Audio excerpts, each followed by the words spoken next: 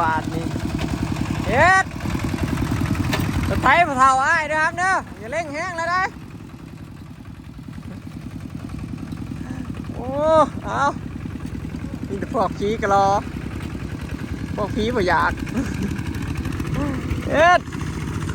สบายดีเด้อพี่น้องสบายดีว่าจุกูทุกคนเนาะสบายดีย่ำแรงพี่น้องลุยกันมาต่ออีกรอบแรงเนาะพรชัยไปเอารถไถเปิดมาพอดีเป็น2 คันเนาะเด็กๆมาซอยพี่น้องมือนี่ก็เลยเอารถไถ2 คันมาไถแท็กซี่แล้วก่อนหน้าแท็กซี่แล้วหน้าแล้วก่อนหรือว่ารถไถเซตเด้อพี่น้องเมืองจากการครับ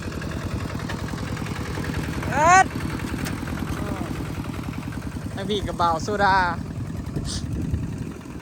าคนโก้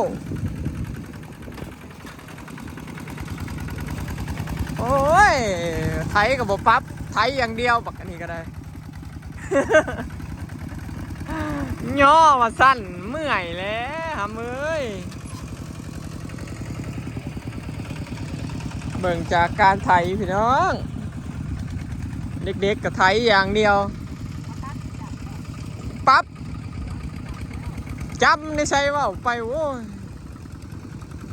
เวียนยังดอกปั๊บบ่เป็นมันกับเมื่อย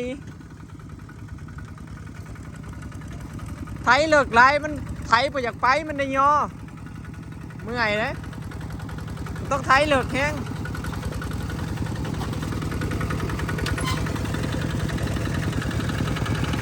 เอามาแล้วนี่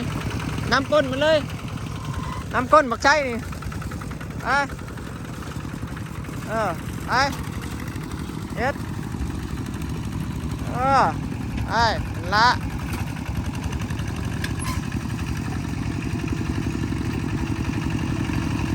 พอไอ้เดี๋ยวปั๊บลงเลิกไล่1ก็ได้แล้วปั๊บลงเลิกไล่มันก็ไถบ่ได้พี่น้องไถห้ามแล้วมันลงเลิกไล่เขาได้ย่อเวลาปั๊บผ่านไทยมันกินเลิกไล่เขาก็ได้ย่อหลดได้ฟอมันหลดบ่ไปเขาต้องไถแบบ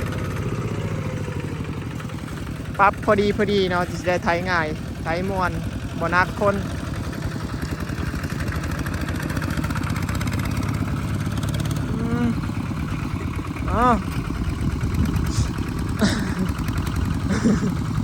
สตัมกันซะเนาะ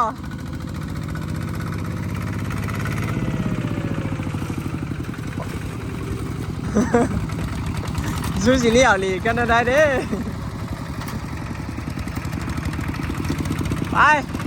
ไปไฮไม้ป่ะนี่ทิมคือกันป่ะนี่โอ้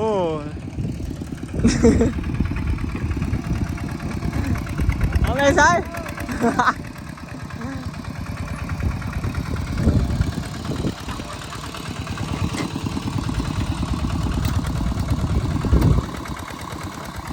ไปหน้าให้เงาฟูง่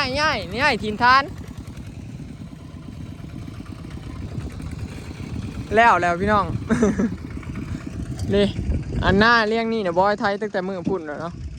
มือชื่นพุ่นแหละแล้วเมื่อวานนี่ก็มาได้อยู่นี่กับนี่เนาะแล้วก็แล้วทางเครื่องแล้วแต่ทางพุ่น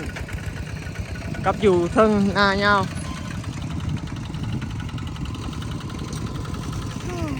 เดี๋ยวสิง่ายไปพุ่นพี่น้องง่ายไปไทยใหม่เบิดเลยเด้พี่พุ่นไทยใหม่เบิดเลยนะพี่น้อง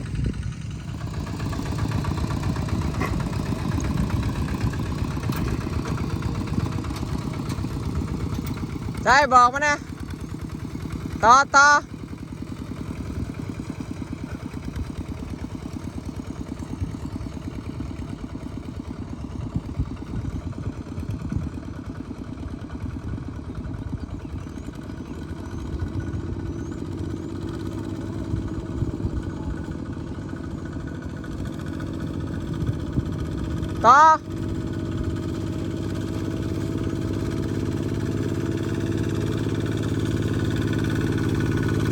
คอยไทยต่อคอยไทยเอาเดี๋ยวพันไทยสีลุดบ่จักแล้วบ่จื้อด้วยคอยไทยเอา ตำอยู่ใช้กับบอลนั่นแหละ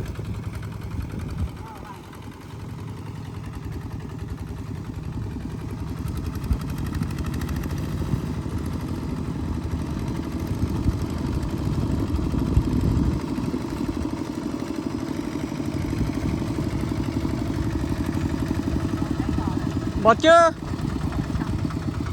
ให้นี่นะบอเจอก็คอยท้ายเอา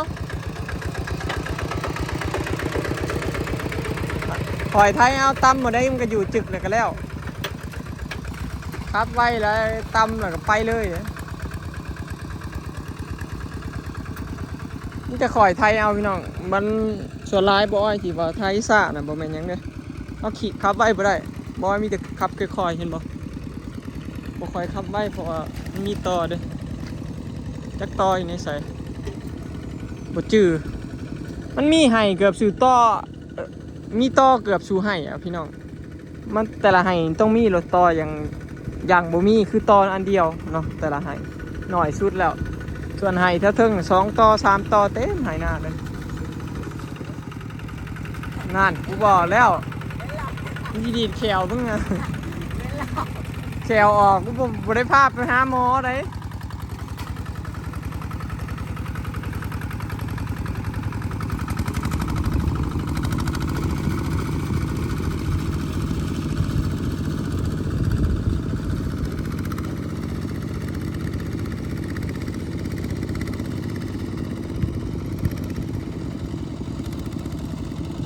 ต่ออยู่นี่ใช่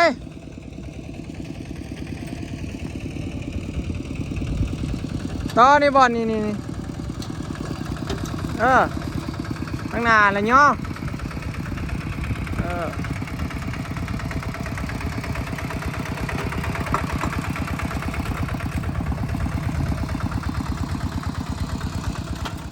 ไอ้นี่ป้าไว้พี่น้องเอาไว้ไทยรอบหนาเนาะบัดเอาผุ่นลงมาก่อนไปต่อซีแล้วปั่นข้างหน้าก่อนลงกูเลยลงต่อบักไส้เลยครับไปต่อซีกำลังปั่นกันหนทางพี่น้องหนทางกันเราแปรลำแซมทุกปีไทยกับมุนอยู่คู่ปีเนาะไทยน้ำล้นคู่ปีล้นคู่ปีมื้อนี้คือสิบ่ได้เมื่อค่ำเนาะพี่น้องสิได้เมื่อเฮ็ดกินอยู่บ้านปู่บอยเสียแล้วพี่น้องเสียหวัง2 โมง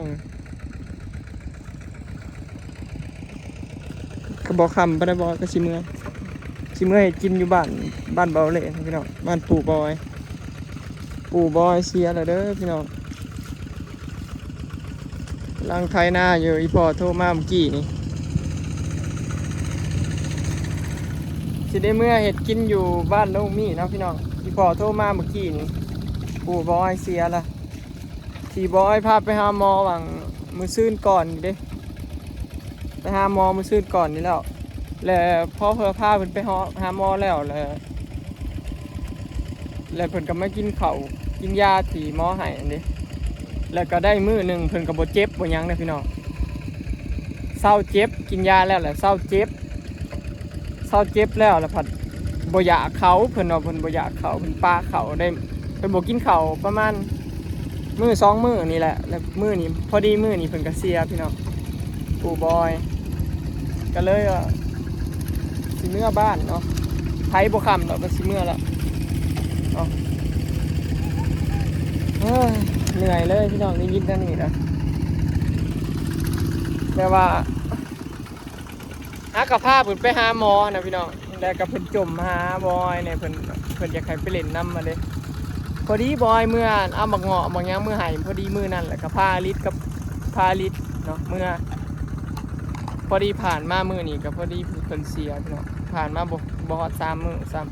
ำเนาะหลังจากไปหาหมอชีวาอะไรพี่น้องเนาะเมื่อยเลย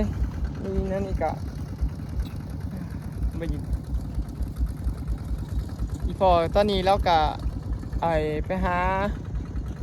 าแนวกินอยู่พี่น้องหาแนวมาคั่วอยู่เนาะเพิ่นว่าสิคั่วหมูคือว่าหาเนื้องัวแหละมันบ่ได้เนาะเพิ่นก็ละเขต อยู่เฮ็ดกินเฮ็ดงานเฮ็ดดีเนาะเวลามีงานเฮ็ดดีเขาเจ้าก็สิหาเนื้อหาหยังมาเฮ็ดบุญหั่นล่ะที่พอได้หาซื้อหมูอยู่ตอนนี้ยังบ่ทันได้เนาะเพิ่นหาซื้อหมูอยู่ตอนนี้แต่ว่าคิดว่าน่าสิได้หมูนี่แหละเนาะมื้อแรงบ่จังสิไปเฮ็ดอยู่เฮ็ดกินแล้วก็สิเมื่อเนาะเมื่อนั่นนี่แหละเมื่อเวียกอยู่บ้านเนาะมือเอาพีลงป่าเนาะมือส่งสการเพิ่นกับ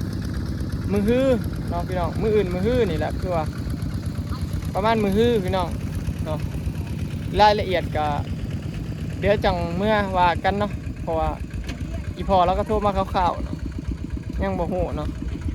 มือแรงบ่จังสิกลับพี่น้องไปส่งไปเฮ็ดกินหั่นล่ะ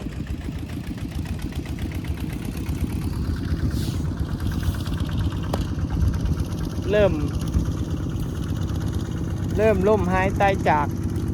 ครอบครัวบอยญาติพี่น้องบอยก็เริ่มล่มหายตายจากไปทีละคนพี่น้องผู้เฒ่าผู้แก่รอบแรกกับแม่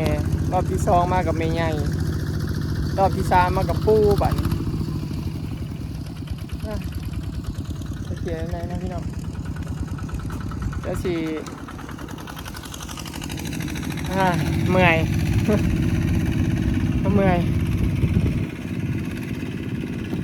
เดี๋ยวถ่าเบิ่งมือแรงพี่น้องว่าสิมีคนมาหลายบ่เนาะในงานเงินดีปู่บอยเนาะที่พอกันเราก็พาเนี่ยบ่ได้คุยรายละเอียดในกันเนาะมีแต่เราโทรมาบอกบอยก็บอกว่าสิแล้วสิไม่เห็นอยู่กินซอยแบบนี้ไงจังสิ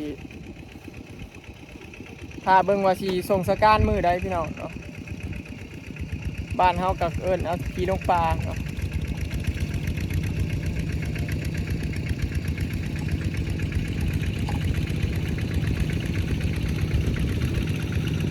ร้อยกับเศร้าเลยพี่น้องได้แบบเจอนะนี่นะแต่เป็นยังบ่ถึกเลยนะสตันไปเลยพอโทรมาข่อยกับแปลกยุ่ยเพราะว่าตั้งแต่มือบอยพาเราไปหาหมอน่ะกับบ่ได้คุยกับอาเลยนะบ่ได้ถามว่าปู่เป็นอะไรเลยเนาะเพราะว่าไทยหุดหน้ากันหน้าแล้วพอดีเราโทรมาเมื่อกี้นี่แหละป้าโทรมาว่าปู่ตัวเสียแหละเด้อเราโอ้ยน่าบอยกันนะไงเลยอุตส่าห์พาเพิ่นไปหาหมออะไรว่าเพิ่นดีขึ้นพี่น้องสุดท้ายก็อันคือเก่าเนาะซอยเพิ่นบ่ได้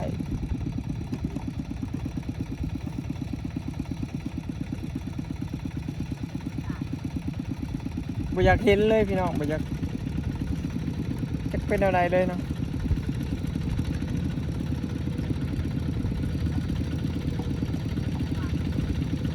เราเคยผ่านเรื่องนี้มาเลยนะพี่น้องแบบ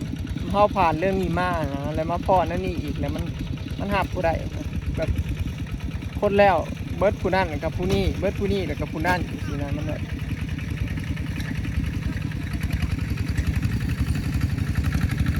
โอเคเนาะพี่น้องคลิปนี้ก็สิจบไว้ซ้ำนี้เด้อพี่น้องเนาะเดี๋ยวบอยไปไถนาก่อนแล้วก็มือแรงเนาะบอยจังสิเมื่อบอกขึ้นคำดอกมือนี่จักหน่อยก็สิเศร้าไถนาแล้วจังสิไปเกลือหมูแล้วก็สิเมื่อเลยอาบน้ำเมื่อเลยเนาะเมื่ออยู่เฮ็ดกินอยู่บ้านเนาะไปแล้วพี่น้องสบายดี